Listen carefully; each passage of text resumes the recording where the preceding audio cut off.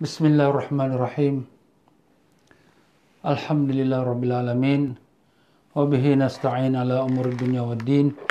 Allahumma salli wa sallim wa barik ala habibir rahman wa sayyidil akwan al-hadir ma'ama salla alaihi fi kulli zaman wa makan wa ala alihi wa sahbihi wa tabihi bi ihsan. Muslimina muslimat rahimakumullah. Assalamualaikum warahmatullahi wabarakatuh. Alhamdulillah para jemaah sekalian, selamat bertemu kembali di dalam kuliah keagungan Rasulullah sallallahu alaihi wasallam yang di mana kita akan memulakan dengan bacaan selawat pada baginda Nabi sallallahu alaihi wasallam. Ila hadratin Nabi Sayyidina Muhammad sallallahu alaihi wasallam wa alihi athhara sahabil ajma'in wa la hadrat sultan awliya wa salihin Sri Syekh Abdul Qadir Jailani qaddasallahu sirrul aziz wa amadanallahu bi imdadi wa anasana bi harakati wa nafa'ana bi barakati ولا حضرة أهل سلسلة طريقة القادرية وخصوصا شيخ المرشد رابطنا السيد عفيف بن مسلم بن القادر مسورنا قادر جلال البغدادي شيء الله ولم الفاتحة. أعوذ بالله من الشيطان الرجيم. بسم الله الرحمن الرحيم. الحمد لله رب العالمين الرحمن الرحيم مالك يوم الدين إياك نعبد وإياك نستعين صراط المستقيم صراط الذين أنعمت عليهم غير المغضوب عليهم ولا الضالين. آمين. إن الله وملائكته يصلون على النبي يا أيها الذين آمنوا صلوا عليه وسلموا تسليما.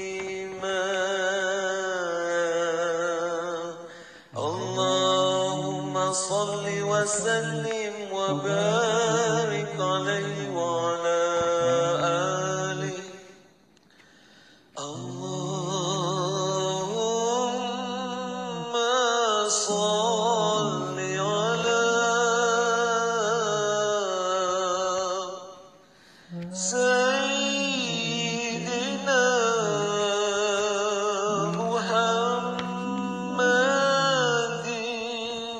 عبدك ورسولك النبي الأمي وعلى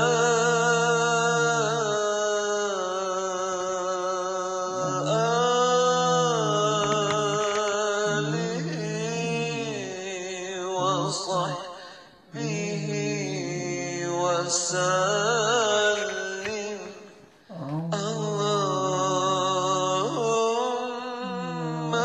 صل على سيدنا محمد عبدك ورسولك النبي الأمي وعلى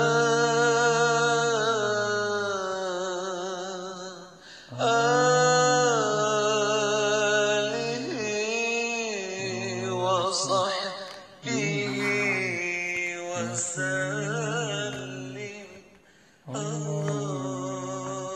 اللهم صل على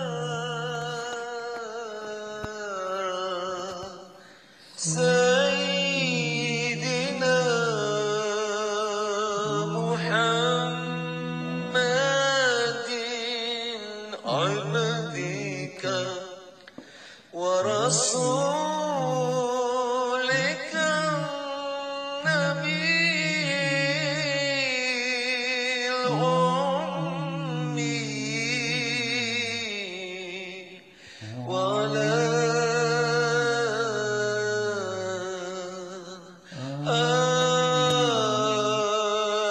آله وصحبه وسلم. Bismillahirrahmanirrahim. Alhamdulillah Rabbil Alamin. Allahumma salli ala Sayyidina Muhammad wa ala Sayyidina Muhammad. Allahumma aftah alaina wa ala zurriyatina futuh ala arifin. Allahumma alimna ma yanfa'una fa'na bima 'allamtana wa zidna 'ilma. Allahumma ya mu'allima Ibrahim 'allimna. Ya mufahhima Sulaiman fahimna. Subhanaka la 'ilma lana illa ma 'allamtana. Innaka antal alimul hakim. Wala hawla wala quwwata illa billahil aliyyil azim. Assalamu alayka ya Sidi ya Rasulullah. Assalamu alayka ya Sidi ya Habibullah. Assalamu alayka ya Sidi ya Nabi Allah. Madad, madad, madad ya Rasulullah. Assalamu alayka ya Sidi Syekh Abdul Qadir Jilani. Assalamu alayka ya Sultan Awliya. Assalamu alayka ya Sultan Al-Arifin. Madad, madad, madad ya Sidi Syekh Abdul Qadir Jilani. Allahumma aftah alaina wa ala Muslimin dan muslimat rahimakumullah. Assalamualaikum warahmatullahi wabarakatuh. Alhamdulillah, syukur kita pada Allah Ta'ala yang telah diberikan karunia dapat kita sama-sama mengikuti dalam pengajian keagungan Rasulullah Sallallahu Alaihi Wasallam.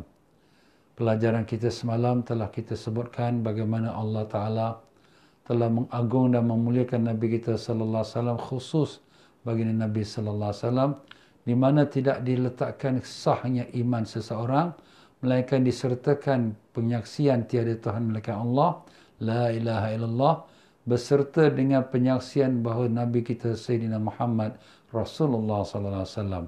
Andai kata dia hanya mengucap la ilaha illallah tanpa disertakan Muhammad Rasulullah, tidak sah imannya. Begitulah dia setiap perkataan daripada zat Allah SWT dalam Al-Quran.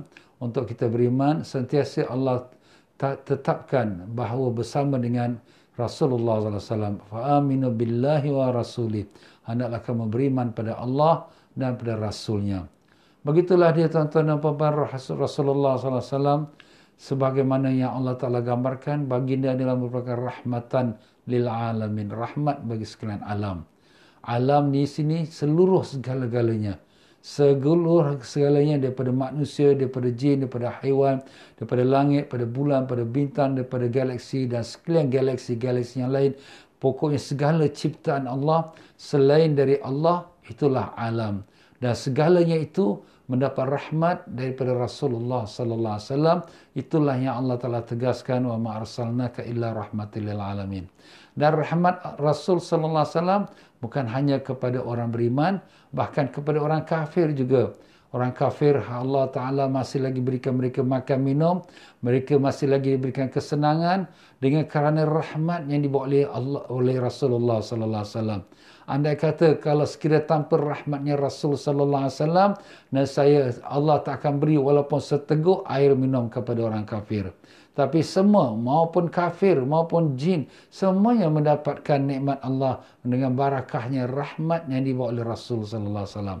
Rahmat yang dibawa oleh Nabi Sallallahu Alaihi Wasallam bukan hanya di dunia, bahkan sampai di akhirat, di mana Nabi Sallallahu Alaihi Wasallam memberikan syafaatul uzma, syafaat yang agung kepada sekalian makhluk, termasuklah semua orang kafir pun.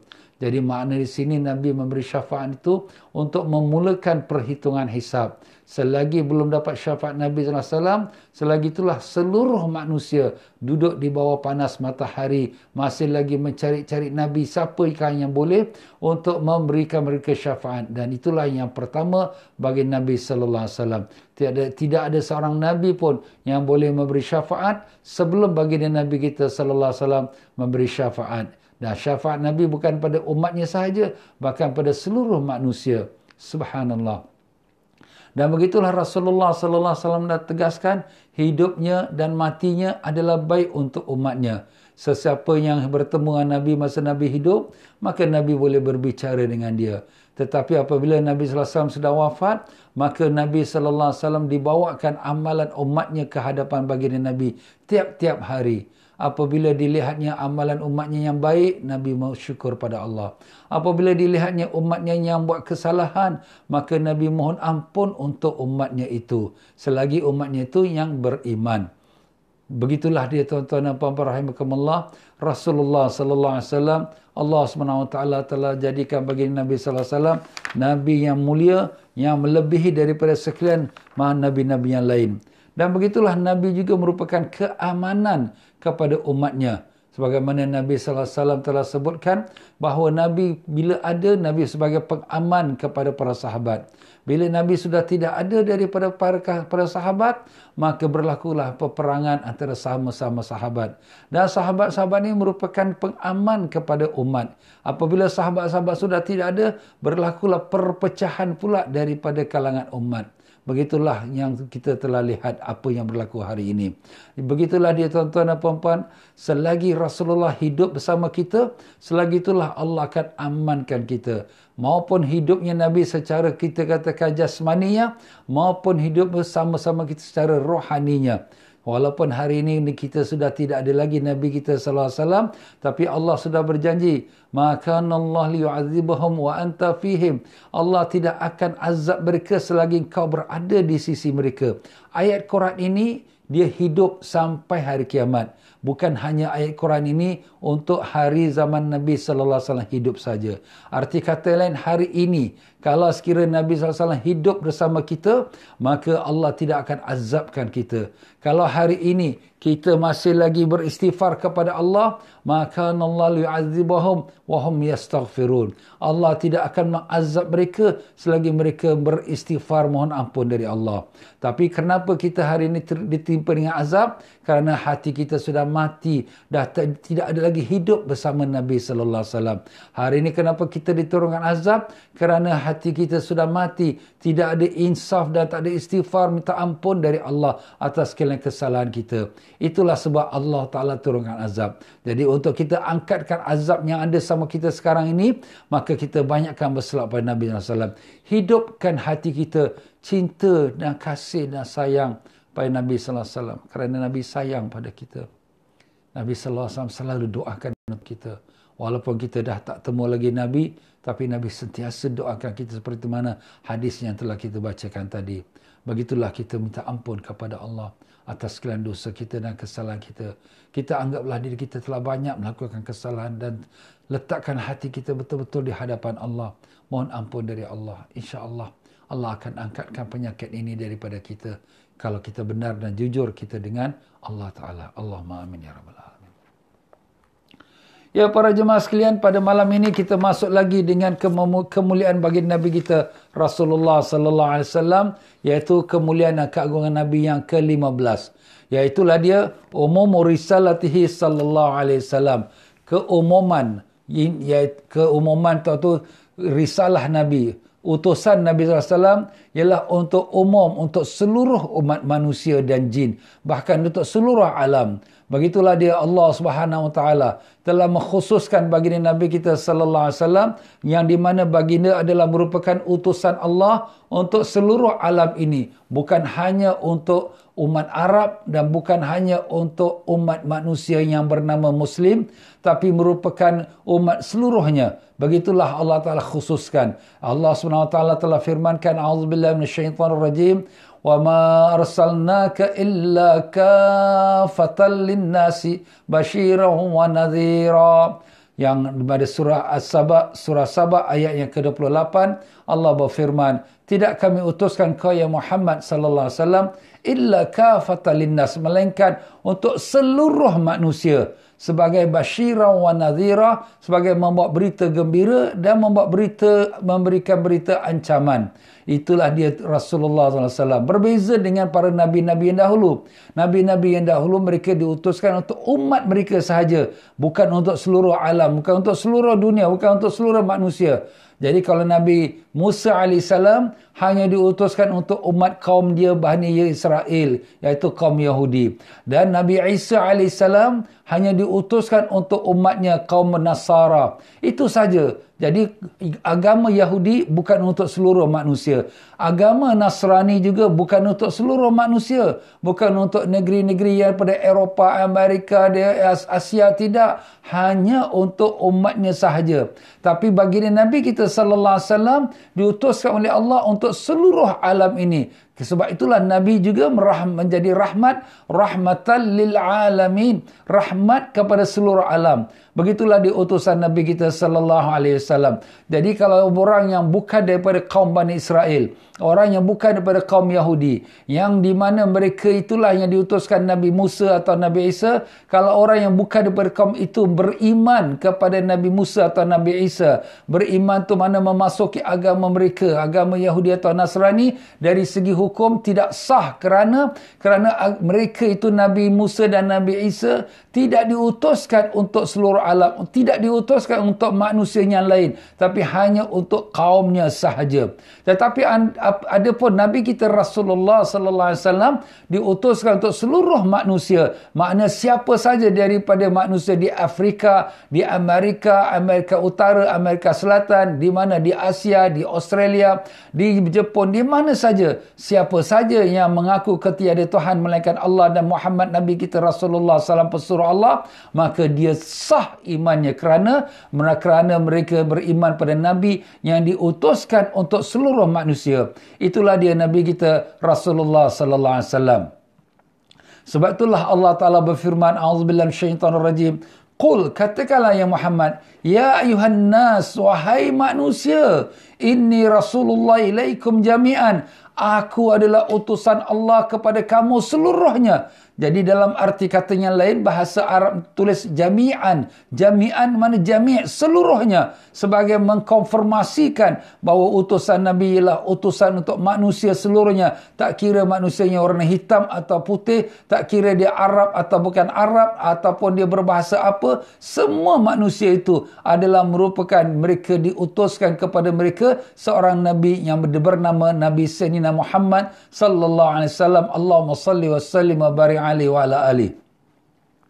Jadi dengan itulah dia tuan-tuan dan puan-puan ya, Rasulullah SAW dikhususkan kemuliaan bagi Nabi SAW sebagai menjadi utusan pada seluruh manusia. Dan begitulah dalam sepotong hadis yang telah diriwayatkan pada Jabir radhiyallahu an. Rasulullah SAW telah bersabda, "U'titu khamsan lam yu'tuhunna ahadun minal anbiya." Aku telah diberikan 5 perkara yang tidak diberikan kepada seseorang pun daripada seseorang Nabi. Jadi ini hanya khas untuk Nabi sallallahu alaihi wasallam. Apa 5 perkara itu? Kana kullu nabiyyin yub'atsu ila qaumi khassah, adalah setiap nabi telah diutuskan Allah kepada kaumnya sahaja. Wa bu'istu ila kulli abyadin wa aswad, tetapi aku telah diutuskan untuk setiap yang warna putih dan warna hitam. Maka ulama maksudkan di sini warna putih, warna hitam, maknanya seluruh manusia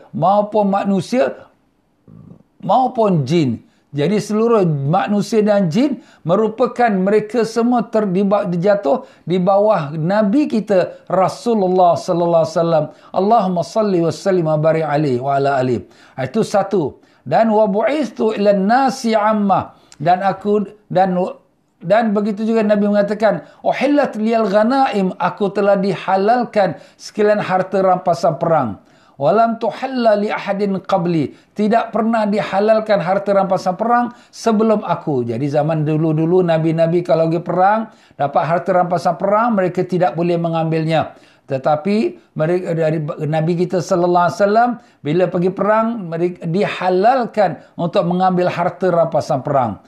Dan demikian juga yang ketiga, ju'ilat liyal ardu tayyiban tahuran wa masjidan, telah dijadikan bagi aku bumi ini baik dan suci, menyucikan dan menjadi tempat masjid, tempat solat. Ini kelebihan kita. Kita ni kalau tak ada air, kita boleh pakai tanah untuk kita bertayamum, untuk mensucikan diri, untuk kita bersolat. Dan kita kalau tak ada tempat yang nak solat di masjid, kita boleh solat di mana-mana atas muka bumi ini.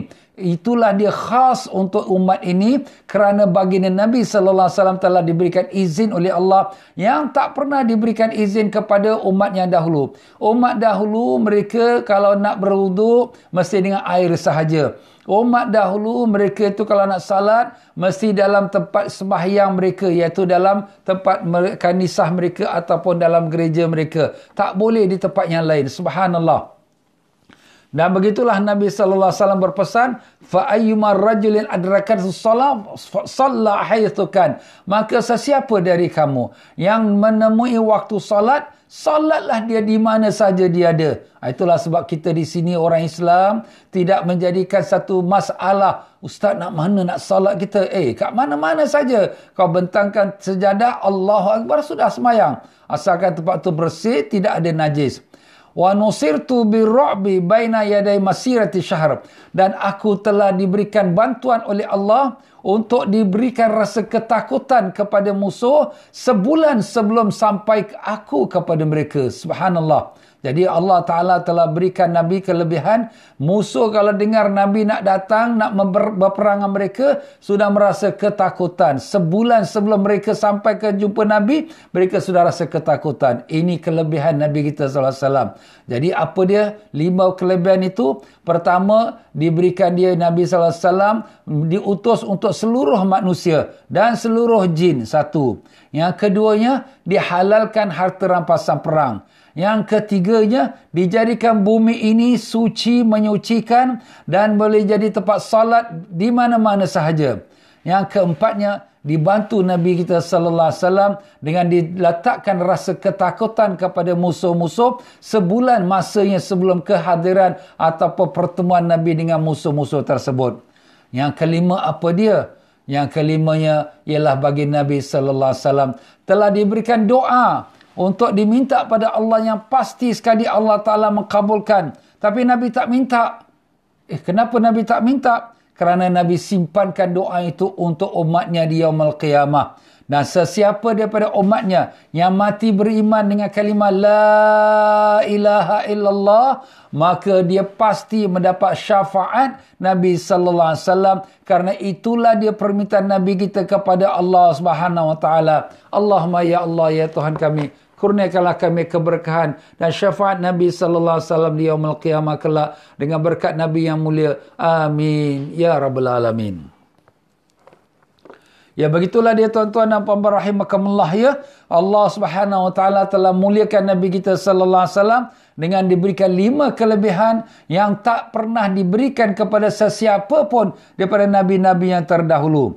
Begitulah dia beberapa riwayat yang lain, ada yang menyebutkan ada sedikit lebih dan sedikit tambahan, tetapi semuanya lebih kurang adalah sama dengan apa yang telah kita sebutkan tadi.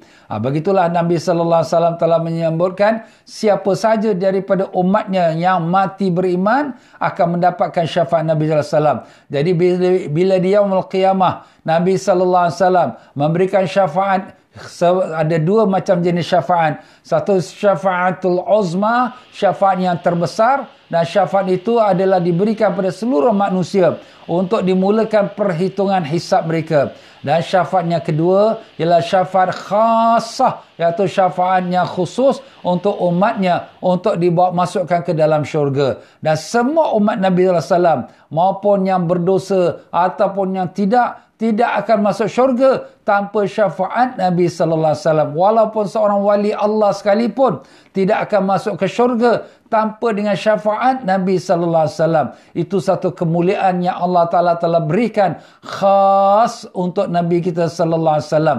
Dan begitulah orang yang walaupun dah berdosa, kalau sudah diazab oleh Allah dalam nerakanya, tetapi apabila dia habis dari azabnya, maka dia juga mendapatkan syafaat Nabi sallallahu alaihi wasallam untuk dimasukkan ke dalam syurga. Dan itulah yang telah diriwayatkan daripada beberapa hadis, antaranya hadis Imam Muslim, antaranya hadis Imam Ahmad bin Hanbal dan Imam Abi Syaibah dan Bazzar dan Hakim dan Ibnu Hibban, dan mensahihkan hadis ini. Masya Allah, banyaklah ya perawi-perawi hadis, kitab-kitab hadis yang menyebutkan demikian.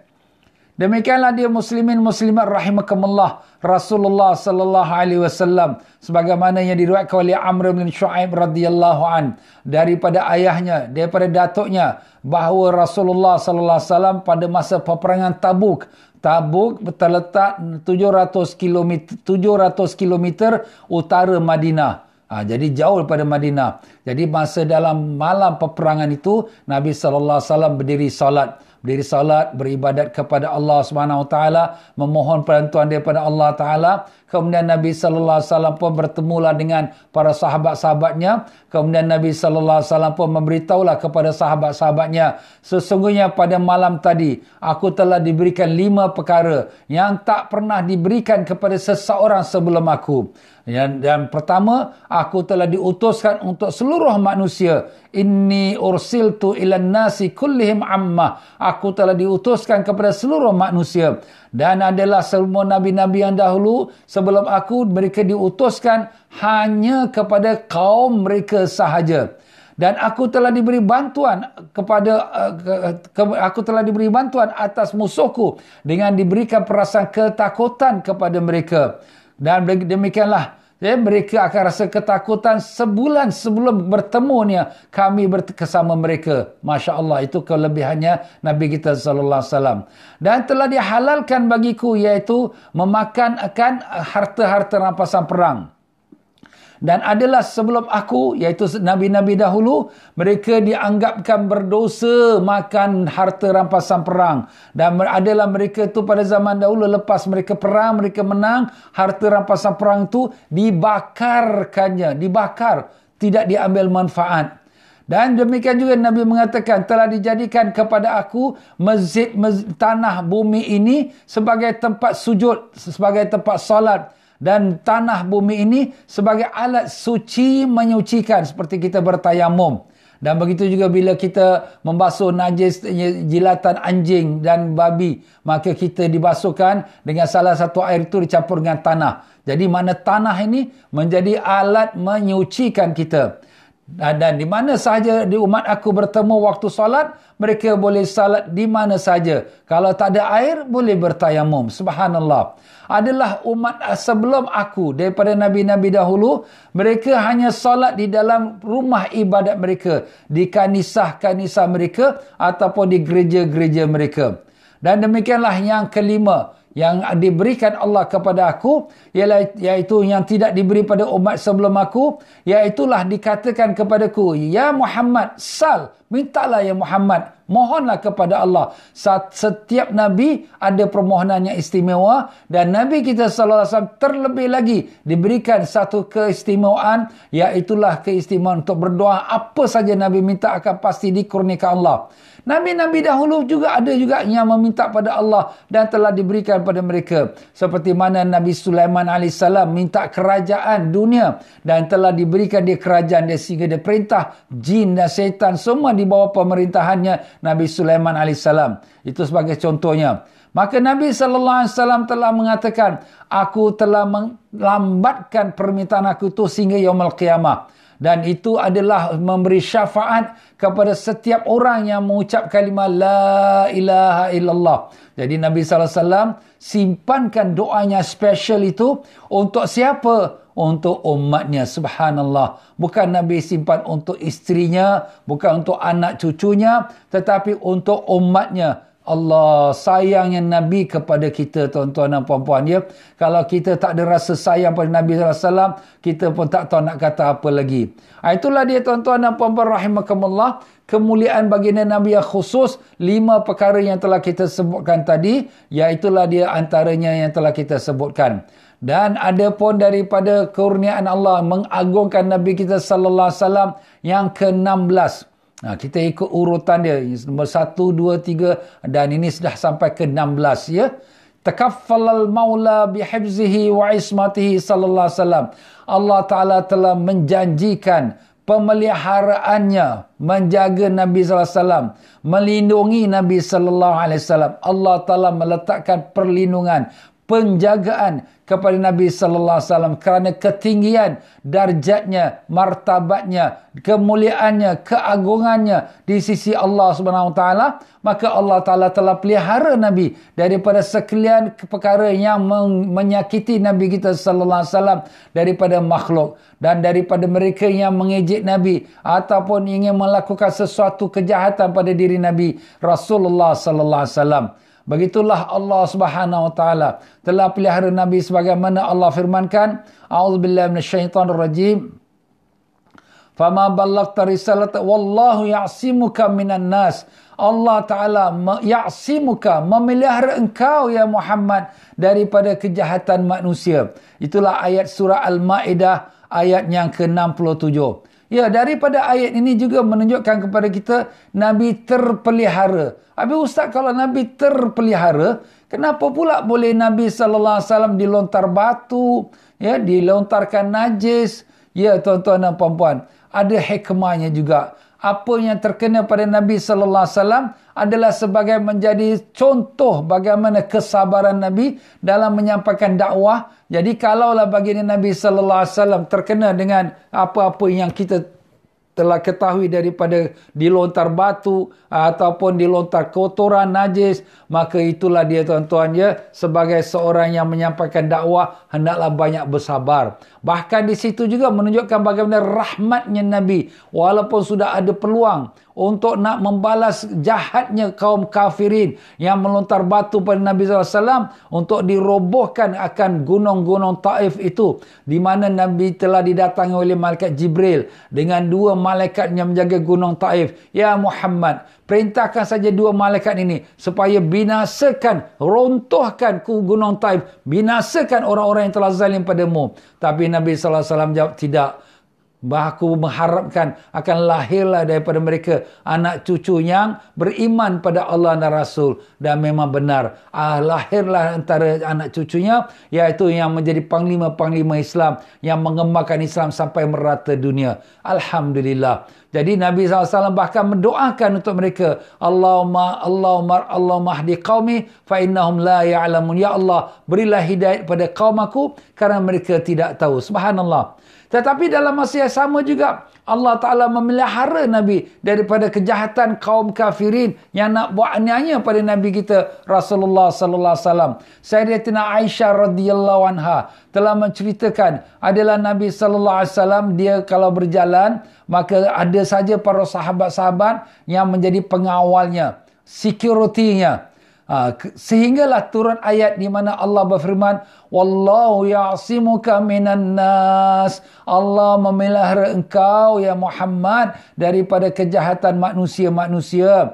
Maka Nabi SAW pun pada masa itu dalam masjid, Nabi pun mengeluarkan kepalanya dan beritahu kepada manusia ataupun orang-orang security, ya Yuhannas, insarifu faqad asamani Allah. Wahai manusia ataupun wahai penjaga-penjaga, pergilah kamu, tak apalah, sesungguhnya Allah Ta'ala telah memelihara aku. Hadis diriwayatkan oleh Imam Tirmizi. Jadi Allah pelihara Nabi SAW. Dan antara buktinya Allah Ta'ala pelihara Nabi kita SAW, bahawa pernah di mana disebutkan oleh Abu Hurairah radhiyallahu an menceritakan bahawa Abu Jahal yang sentiasa memusuhi Nabi sallallahu alaihi wasallam berkata pada sahabat-sahabatnya, adakah pernah Muhammad itu dicampakkan tanah di mukanya?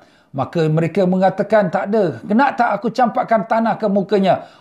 Mereka kata, buatlah. Maka berkatalah Abu Jahal, demi Tuhan Lat dan Uzza, Tuhan mereka lah, Tuhan penyembahan patung berhala mereka, kalau aku nampak Muhammad itu, akan aku lakukannya dan aku akan pijakkan lehernya. Macam tu sekali niat jahatnya si Abu Jahal ini. Maka dengan itu Rasulullah SAW pun mendatangi, pada masa itu Nabi datang ke Kaabah sembahyang. Nabi SAW tengah solat, datanglah Abu Jahal dengan niat jahat dia tu, nak mencampakkan tanah kat muka Nabi SAW dan nak pijakkan leher Nabi SAW. Tetapi apabila dia sampai dekat-dekat dengan Nabi SAW, menggeletar dia, tak dapat nak masuk dekat dengan Nabi SAW. Maka kemudian dia pun lari pada situ. Orang kata, ya Abu Jahal, apa yang kau dah buat? Apa yang berlaku? Kata nak pijakkan kepala leher Nabi, nak campakkan tanah kat muka Nabi SAW. Maka katanya Abu Jahal, sesungguhnya bila aku mendekati bagi Muhammad itu, aku dapati ada satu parit di antara aku dengan Muhammad dan ada api yang menjulang-julang dan aku ketakutan. Dan ada riwayat lain mengatakan bahawa ada ular yang besar yang akan menyengat aku. Subhanallah. Inilah Allah Ta'ala peliharakan Nabi kita sallallahu alaihi wasallam, ya.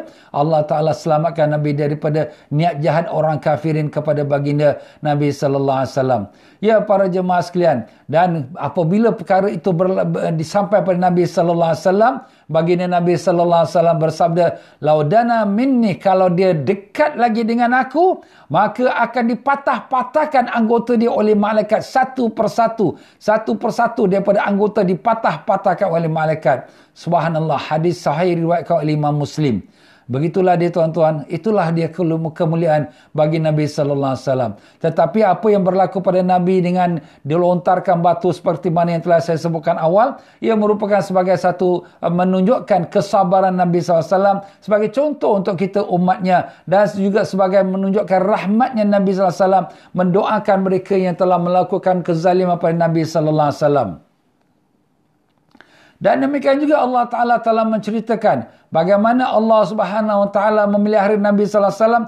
Inna kafainakal mustahzi'in. Kami telah mencukupkan kau ya Muhammad. Mana memelihara kau ya Muhammad daripada mereka yang mengejek-ngejek dan menghina-hina kau. Mana mereka yang menghina Nabi, yang mengejek Nabi kita sallallahu alaihi wasallam, tak ke mana pun akhirnya mereka tertimpa dengan macam-macam musibah. Antaranya Abu Lahab, dan di mana dia itu sentiasa sifat dengki, khianat pada Nabi kita sallallahu alaihi wasallam. Dia akhirnya penyakitnya penyakit sopak dan penyakit yang menular sehingga diletakkan di dalam pergunungan jauh daripada kota Mekah. Begitulah sampai dia meninggal. Itulah akibatnya orang-orang yang telah melakukan kezaliman kepada Nabi sallallahu alaihi wasallam. Allah Ta'ala pelihara Nabi. Sebab tu Allah mengatakan, fa innaka bi'ayunina, engkau sentiasa di dalam pandangan kami ya Muhammad. Mana sentiasa dalam penjagaan Allah Subhanahu wa taala. Allahumma salli wa sallim wa barik alaihi wa ala alihi. Ya tuan-tuan dan puan-puan rahimakumullah, ada pun yang berikutnya daripada keistimewaan Nabi kita sallallahu alaihi wasallam.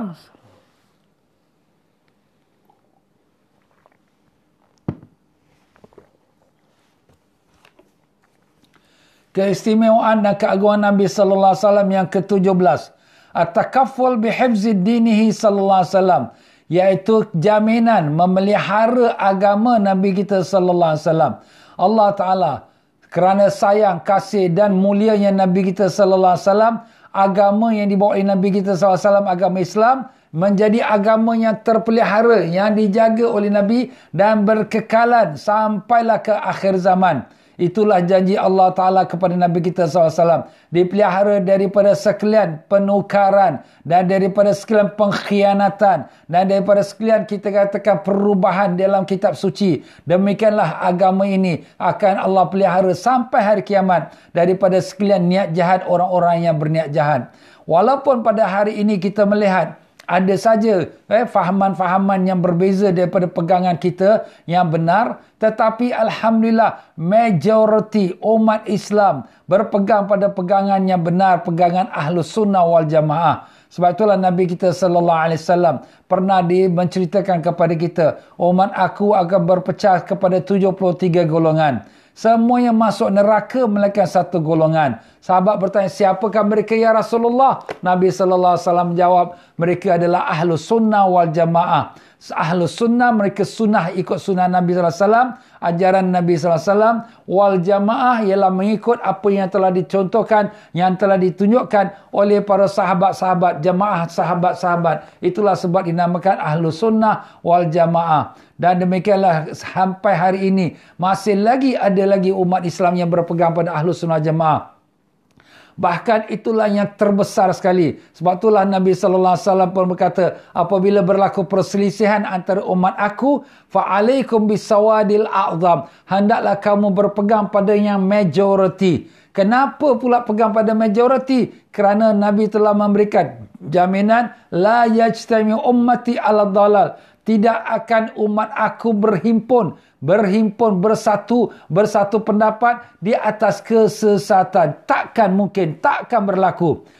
Mungkin ada sekarang fahaman-fahaman yang liberal, fahaman yang luar pada Ahlus Sunnah, tetapi majoriti umat Islam, daripada orang yang hafiz Quran, daripada hafiz hadis, daripada ulama-ulama tasawuf, ulama fikih, dan ulama tauhid, ulama bahasa Arab, dan ulama sejarah, hampir keseluruhan mereka 90% daripada zaman-zaman dahulu sampai hari ini berpegang pada pegangan Ahlus Sunnah wal Jamaah, di mana mereka berpegang pada salah satu 4 mazhab di dalam fikih. fikih Syafi'i, Maliki, Hambali, Hanafi, ataupun dalam masalah tauhid, masalah akidah, mereka berpegang kepada pegangan dua imam besar, Imam Abu Mansur al-Maturidi dan Abu Hasan Asy'ari. Dan demikian juga dalam tasawuf, mereka berpegang pada salah satu pada dua imam yang besar, Imam Ghazali rahimahullah taala ataupun Imam Junaid al-Baghdadi qaddasallahu sirrul aziz.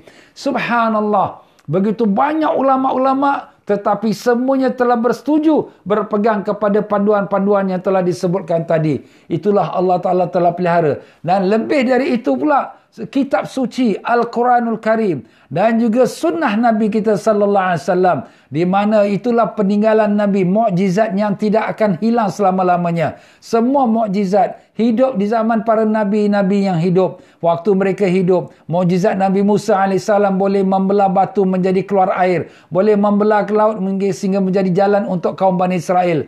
Begitu juga mukjizat Nabi Isa AS boleh menyembuhkan orang yang buta, boleh menyembuhkan orang yang sopak. Begitu juga mukjizat Nabi Daud AS dengan suara yang merdu dan boleh melembutkan besi. Semua nabi-nabi, mukjizat mereka hidup bersama Nabi itu, dan bila Nabi itu sudah kembali pada Allah, maka tidak ada lagi lah mukjizat itu, melainkan Nabi kita Sayyidina Muhammad sallallahu alaihi wasallam. Mukjizat yang teragung, yang termulia sekali ialah kitabullah Al-Quran, wahyu Allah Ta'ala yang telah diturunkan atas Nabi kita sallallahu alaihi wasallam. Wahyu Allah Al-Quran sebagaimana diturunkan pada Nabi sallallahu alaihi wasallam sampailah zaman ini dan sampai hari kiamat, dia tak akan berubah. Macam itulah juga takkan ada siapa yang boleh buat perubahannya. Kalau ada yang nak buat perubahannya, Allah akan binasakan, akan Allah Ta'ala hancurkan mereka. Itulah Allah Ta'ala telah janji, inna nahnu nazzalna zikra wa inna lahu lahafizun. Sesungguhnya kami Allah Ta'ala yang menurunkan Al-Quran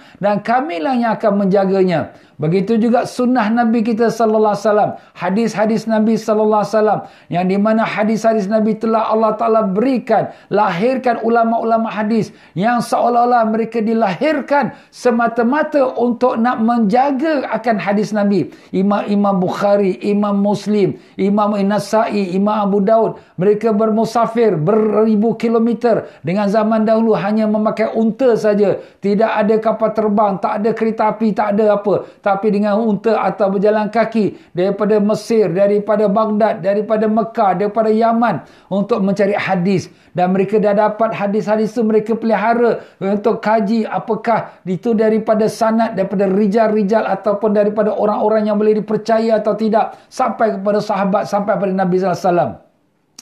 Seolah-olah hidup mereka itu, itulah tugas mereka. Subhanallah. Dan telah dibukukan kitab-kitab hadis ini. Sampai hari ini, kitab-kitab hadis itu masih lagi menjadi tatapan kepada umat Islam. Demikian juga ulama-ulama kita, ulama fikih kita, daripada imam-imam kita Syafi'i, Maliki, Hambali, Hanafi. Hidup mereka seolah-olah dilahirkan semata-mata untuk mengumpulkan hukum-hukum daripada Quran dan hadis, untuk menjadi panduan umat. Bagaimana nak salat, bagaimana nak zakat, bagaimana puasa Ramadan, bagaimana kita nak bersama-sama isteri, bagaimana nikah kahwin, bagaimana jual beli. Subhanallah, semuanya itu sudah dikumpulkan dalam kitab-kitab fikih. Subhanallah. Dan bukan hanya mereka, lagi ulama-ulama yang datang selepas mereka mengkaji lagi dan membukukan lagi. Subhanallah. Allah pelihara agama kita. Alhamdulillah. Sampailah kepada kita hari ini, kita syukur kepada Allah Ta'ala. Tak payah pening-pening kepala lagi. Nak cari hukum macam mana nak salat, nak cari Quran, cari hadis. Tak payah. Kenapa? Kerana semua sudah terkumpul dalam buku-buku ulama kita. Ulama-ulama kita telah mahir dalam bahasa Arab, faham betul dalam bahasa Arab, dalam hadis, dalam Quran. Dan juga ulama kita orang yang bertakwa kepada Allah Ta'ala, takut membuat salah dan silap, tidak mau membuat perkara yang akan membawa kemurkaan Allah. Kerana mereka tahu mereka akan menanggung dosa besok di yaumul qiyamah kalau mereka sengaja membuat tipu daya kepada agama ini. Alhamdulillah, agama Islam sampai pada kita hari ini di Nusantara, di seluruh dunia, dengan berkatnya perjuangan ulama-ulama kita menjaga apa yang diwarisi daripada Nabi kita sallallahu alaihi wasallam.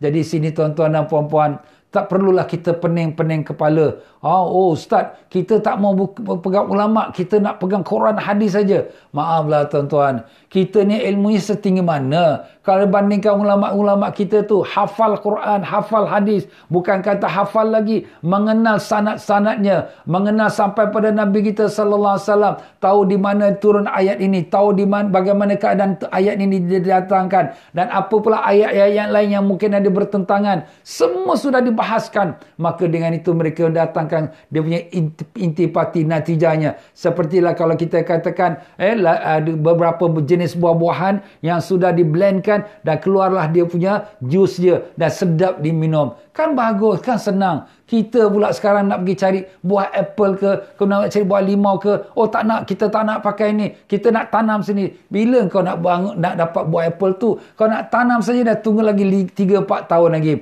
Kemudian kau nak perah pula dia. Kau nak pergi tangkap ikan. Pergi tangkap ikan, takut-takut ikan yang makan kau. Kita buat apa susah-susah? Ikan dah ada dah di rumah. Dah kita beli kat pasar. Masak ajalah. Ataupun kita pergi ke restoran, kita beli, kita order dah siap masak. Makan ajalah. Kenapa nak susah lagi? Itulah dia tuan-tuan dan puan-puan, pelik-pelik bin ajaib kita hari ini. Dah orang tak mau pegang ulama, nak pegang pula kepada Quran hadis, seolah-olah mereka pula menjadi ulama, takut jadi ular dalam semak. Maaf tuan-tuan dan puan-puan. Jadi Allah Ta'ala telah pelihara agama ini. Jadi walaupun ada fahaman-fahaman yang berbeza sekarang ini, fahaman Wahabi, Salafi, Liberal, fahaman Syiah dan sebagainya, tetapi kita dapati majoriti umat Islam masih lagi berpegang pada pegangan ulama-ulama kita yang silam, Ahlus Sunnah wal Jamaah. Syukurlah kepada Allah. Hati-hatilah tuan-tuan dan puan-puan. Pesan-pesan kepada anak-anak cucunya. Jangan sampai terpengaruh dengan fahaman-fahaman yang seolah-olah kita lah pegang betul-betul Quran hadis.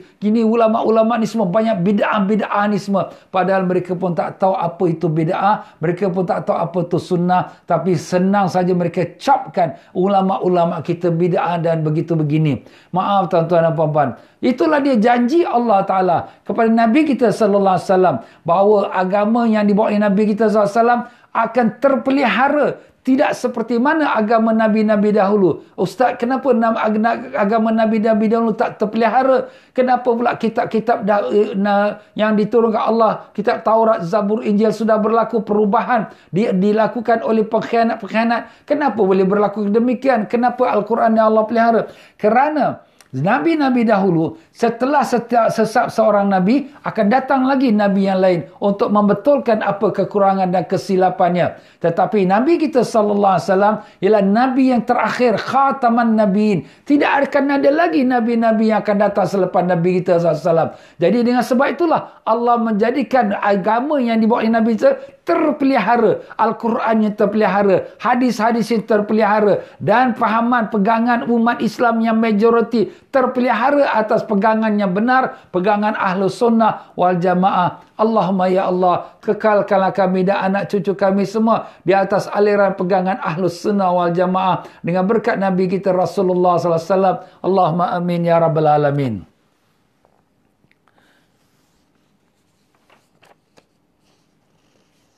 Begitulah Allah Subhanahu wa taala telah firmankan, a'udzubillahi minasyaitonir rajim. Al-yauma akmaltu lakum dinakum. Hari ini aku telah sempurnakan bagi kamu agama kamu, iaitulah agama Islam, agama yang telah Allah sempurnakan. Tapi ada juga orang berkata, Ustaz, kalau agama Islam dah sempurna, kenapa ni ulama kata ini, itu, kenapa mereka tak ikut apa betul-betul yang apa Allah Ta'ala turunkan? Subhanallah, ini adalah merupakan satu tuduhan. Ulama-ulama kita tak ikut betul-betul. Bahkan itulah ulama kita yang faham betul apa yang dikehendaki oleh Al-Quran, apa yang dikehendaki oleh Al-Hadis. Bukan mereka mengadakan sesuatu, tapi bagaimana mereka memahaminya. Andai kata kita kata, oh Ustaz, ini hadis kata macam ini. Oh, ini fahaman kau tentang hadis ini. Dan begitu pula, ini fahaman ulama ini tentang hadis ini. Nah, soalannya, fahaman antara ulama yang terdahulu yang sudah kita confirm kealiman mereka, kekuatan bahasa Arab mereka dengan fahaman kita yang baru pas primary 1 saja, baru dah tahu naam la itu saja, kemudian kita kata oh ini hadis ni kata tak boleh ni. siapa kita nak pegang. Umpamanya tuan-tuan dan puan-puan pergi ke hospital. Tuan-tuan diberi pilihan untuk memilih doktor nak buat operation kepada tuan-tuan. Operation boleh dipilih doktor yang baru pas dengan doktor yang sudah 30 tahun dia punya pengalaman. Kita ambil yang 30 tahun yang pengalaman lah. Dia sudah tentu tahu lebih banyak lagi. Ini baru pas saja, baru setahun saja. Macam itulah kita untuk urusan dunia. Kita takut tak mau ambil orang yang baru kerana kita takut nanti salah silap pula. Mati aku. Kalau mati kat dunia itu, mati semua orang mati tuan-tuan. Tapi kalau silap amal kita, ibadat kita kalau silap, na'uzubillah. Bukan kata kita mati, bahkan dicampak dalam neraka. Na'uzubillah menzalik. Jangan kita gadaikan kita punya destinasi kita di akhirat dengan hanya senang hati. Kita ambil ni yang mudah. Ini ulama ustaz ni bagus, senang saja. Tak ada masalah. Ni ustaz ni asyik gini pegang ulama ni. Ini mazhab ni. Alamak banyak masalah. Jangan kita ambil jalan mudah. Kita ambil jalan yang betul. Kalau inilah benar yang telah dibawa oleh ulama kita, yang di mana mereka berpandukan kepada Al-Quran dan Hadis dengan keikhlasan mereka, dengan ketakwaan mereka. Kita gambarkan tuan-tuan, ketakwaan mereka kita tak sampai hari ini. Kita hari ini ulama ke ustaz ke, maaflah, kita hidup dalam zaman moden. Kita tahu siapa kita. Kita hidup dengan televisyen, kita hidup dengan handphone, kita hidup dengan FB, kita duduk dengan Instagram, dengan internet. Macam-macam maksiat ada keliling pinggang kita. Ulama dahulu setiap malam bangun tahajud menangis pada Allah. Baca Quran setiap hari tak pernah putus. Dan demikian juga mengajar setiap hari. Masya Allah. Kita hari ini Masya Allah banyak leka, banyak lalai. Tapi oleh kerana kita mudah-mudahkan, jadi orang kata lagi senanglah pegang ustaz ini. Tak payah susah-susah. Maaf tuan-tuan ya, agama ini merupakan kita punya destinasi yang akan kita hidup di akhirat nanti. Kalau agama sekarang ni kita pegang pada yang silap, kita menyesal tak berguna lagi. Menangislah pada masa itu di hari akhirat, tak akan mendapat apa-apa kelebihan dan keselamatan. Allahu Akbar. Ya Allah, selamatkanlah anak cucu kami semua dan diri kami semua daripada kesesatan yang dibimbangkan. Dan pimpinlah kami ke jalan yang kau ridai. Allahumma amin ya rabbal alamin. Ya tuan-tuan dan puan-puan rahimakumullah. Jadi begitulah dia, kita dah sebutkan 3 kelebihan Nabi kita sallallahu alaihi wasallam pada malam ini. Pertama, kita telah sebutkan bahawa Rasulullah SAW diutuskan untuk seluruh umat manusia. Bahkan untuk seluruh alam. Tetapi dalam seluruh alam ini, siapakah yang diwajibkan untuk taat kepada Allah? Itu 2 makhluk saja. وَمَا خَلَقْتُ الْجِنَّ وَالْإِنْسَ إِلَّا لِيَعْبُدُونَ. Tidak aku jadikan jin dan manusia melainkan untuk sembah padaku, untuk ibadat padaku. Jadi jin dan manusia saja yang akan dihisap di yaumul qiyamah. Selain pada jin dan manusia, semua mereka itu tidak diperintahkan, tapi mereka semua taat kepada Allah. Langit, bumi, bintang, semua taat kepada Allah Ta'ala. Dan demikianlah pula Nabi kita sallallahu alaihi wasallam telah diberikan keistimewaan di mana Allah Ta'ala memelihara Nabi kita Rasulullah SAW daripada sekalian niat jahat dan kesakitan dan rancangan buruk sesiapa orang kafirin kepada baginda Nabi kita sallallahu alaihi wasallam. Dan demikian juga kita telah sebutkan bahawa Allah Ta'ala telah berikan jaminan untuk menjaga agama Nabi kita sallallahu alaihi wasallam sampai ke akhir zaman. Itulah di antara kelebihan, keagungan, kemuliaan, ketinggian darjatnya Nabi kita Rasulullah sallallahu alaihi wasallam, dan kita menompang daripada kelebihan Nabi kita. Dengan itu kita menjadi umat yang dipilih oleh Allah Ta'ala, umat yang terbaik. Mudah-mudahan Allah Ta'ala menerima kita dan mengampunkan dosa-dosa kita. Ya Allah, ampunkanlah dosa-dosa kami, dosa ibu bapa kami, guru-guru kami, adik-beradik kami, anak cucu kami, dan sekalian kaum muslimin dan muslimat. Ya Allah, janganlah kau matikan kami melainkan di atas kalimah La ilaha illallah Muhammadur Rasulullah sallallahu alaihi wasallam. Ya Allah, ya Tuhan kami, temukanlah kami dengan Nabi kami. Ya Allah, kami rindu, kami sayang pada Nabi kami. Ya Allah, sampaikanlah salam kami pada Nabi kami. Assalamualaikum ya Rasulullah, Assalamualaikum ya Nabi Allah, Assalamualaikum ya Habibullah. Ya Allah, terimalah doa kami, kabulkan permohonan kami, dengan berkat syafaat Nabi sallallahu alaihi wasallam, sembuhkanlah semua penyakit-penyakit kami, penyakit anak isteri kami, adik-beradik kami, keluarga kami dan mereka yang bermohon doa daripada kami. Rabbana atina fid dunya hasanah wa fil akhirati hasanah wa qina adzabannar. Wa sallallahu ala sayyidina Muhammad wa ala alihi wa sahbihi wasallam. Subhana rabbika rabbil izzati amma yasifun. Wassalamun alal mursalin. Walhamdulillah rabbil alamin. Dengan itu saya mohon diri dan mohon maaf banyak dalam penyampaian saya mungkin tersilap kata, terkasar bahasa, tersinggung perasaan. Mana yang benar semua datang daripada Allah, yang salah silap pada kelemahan saya sendiri, kebodohan saya dan kebebalan saya. Maka mari sama-sama kita baca istighfar. Astaghfirullahalazim. Astaghfirullahalazim. Astaghfirullahalazim. Subhanakallahumma wa bihamdika ashhadu an la ilaha illa anta astaghfiruka wa atubu ilaik. Wabillahi taufiq wal hidayah. Wassalamualaikum warahmatullahi wabarakatuh.